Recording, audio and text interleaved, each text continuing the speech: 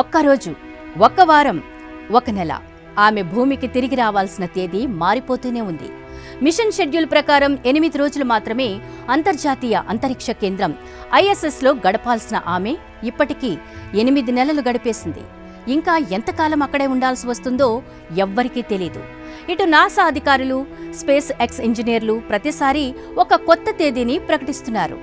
ఈసారి ఖచ్చితంగా వాళ్ళు తిరిగి వస్తారని చెప్పినప్పుడల్లా ఏదో ఒక సాంకేతిక సమస్యతో వారి రాక మళ్లీ ఆలస్యమవుతోంది.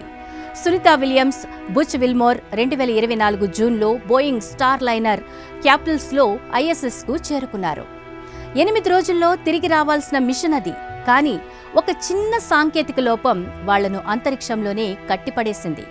మొదట క్యాప్సుల్ హీలియం లీకేజీ, తర్వాత స్పేస్ ఎక్స్ డ్రాగన్ స్పేస్ క్రాఫ్ట్లో బ్యాటరీ సమస్య, ఇలా అనేక సమస్యలతో వారి తిరుగు ప్రయాణం వాయిదా పడుతూనే ఉంది.